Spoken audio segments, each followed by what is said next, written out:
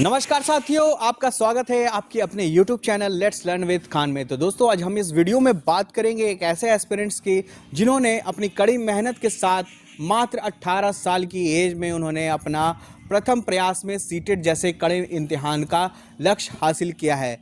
तो बहुतों को 5 से 6 बार लग जाते हैं, मगर एक युवा मैं आज आपको मिलाने वाला हूं इस वीडियो में, एक युवा से जो मात्र 18 साल की उम्र में उन्होंने सीटेट जैसे एग्ज़ाम को सफलतापूर्वक लक्ष्य हासिल किया है। तो इस वीडियो में दोस्तों हम आपसे मिलवाने वाले हैं इब्राहिम अंसारी, जो आप को बताने वाले हैं कैसे उनका लक्ष्य हासिल करने में उनकी मतलब क्या उनकी भूमिका रही है, कौन से किताब पढ़ें और किन किन की वीडियो देखते थे। तो ये सारा चीज़ आपको इस वीडियो में मिलने वाला हो, तो वीडियो को शुरू से अंत तक बने रहिएगा। और चैनल पे नए हैं तो चैनल को सब्सक्राइब करके बेल आइकन ज़रूर दबा लीजिएगा, ताकि आने वाली ऐसी इंपॉर्टेंट वीडियो की अपडेट सबसे पहले आप तक आती रहे। तो चलिए दोस्तों, वीडियो को शुरू करते हैं और इब्राहिम अंसारी का वो सफलतापूर्वक सफ़र हम जानने का प्रयास करेंगे। मेरे साथ इब्राहिम अंसारी है, आइए उन्हीं से हम जानने का प्रयास करेंगे कि उनका सफ़र कैसा रहा और साथ में वो बताएंगे कि वो इस सफ़र में कितने संघर्ष किए। तो सबसे पहले हम इब्राहिम से जानने का प्रयास करेंगे। इब्राहिम, आप किस कॉलेज से डीएलएड कर रहे हैं? पीटी सिवाड़ पटना से अभी सेकेंड ईयर फाइनल होने वाला है, डीएलएड कर रहे हैं। तो इब्राहिम जो है वो सेकेंड ईयर के प्रशिक्षु हैं, यानी कि पीटीसी बाढ़ में, यानी गवर्नमेंट कॉलेज से हैं। और इनका जो सफ़र है वो पीटीसी बाढ़ से ही शुरू हुआ है टीचर बनने का, या फिर इससे पहले भी आपकी महत्वाकांक्षा थी कि टीचर ही बनना है? इससे पहले से भी तैयारी था कि टीचर ही बनना है।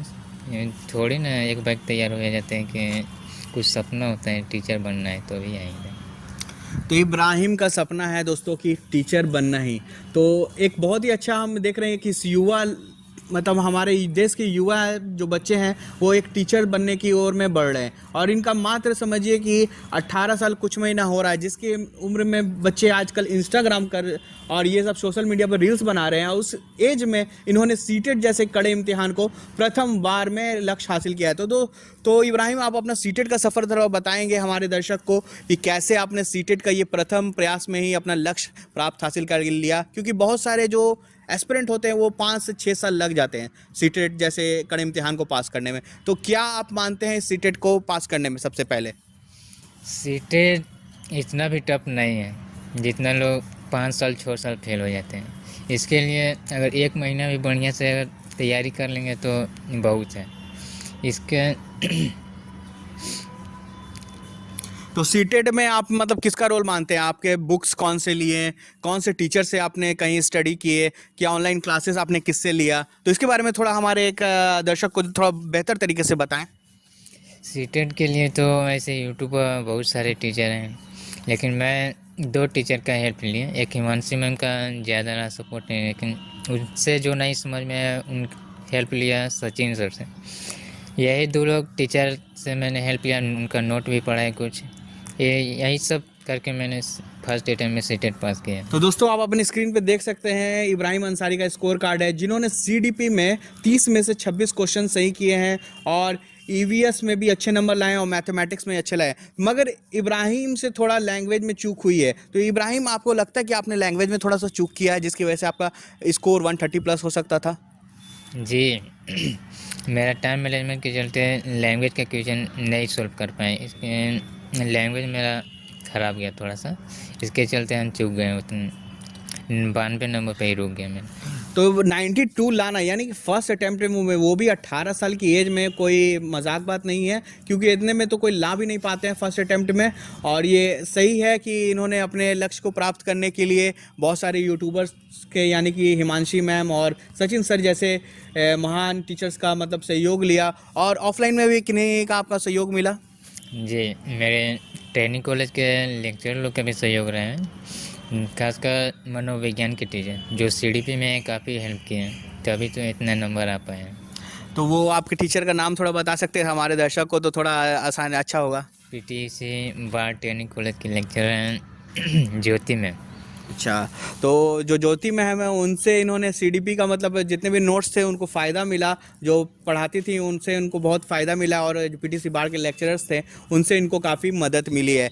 और कोई आपके मतलब कि आइडल जो आप उनकी तरह बनना चाहते हो? ऐसे तो टीचर बहुत सारे हैं, उन्हीं की तरह कुछ बनना चाहते हैं। खान सर हैं, इन्हीं की तरह कुछ आगे करना है और क्या। तो खान सर की तरह आपको टीचर बनना है। तो इब्राहिम की सोच देखिए बड़ी है, कम एज है, मगर इनकी सोच कितनी ऊपर है कि ये खान सर की तरह टीचर बनना चाहते हैं। तो हम इब्राहिम की उज्जवल भविष्य की कामना करेंगे। और इब्राहिम, आप फ्यूचर में मतलब अब तो सीटेट आपका क्लियर हो गया है, क्या आप जुलाई वाला भी अटेम्प्ट करेंगे ताकि आपका हाई स्कोर और जाए? अगर स्कोर बढ़ाने के लिए कुछ फिर से देंगे, ऐसा सोच। तो इब्राहिम का कहना है कि इनके पास हो गए, मगर ये स्कोर बढ़ाने के लिए वो देंगे। तो इनका अगर स्कोर बढ़ाने का लक्ष्य रहता है तो आप क्या 140 प्लस करने का सोचेंगे? हाँ, करेंगे।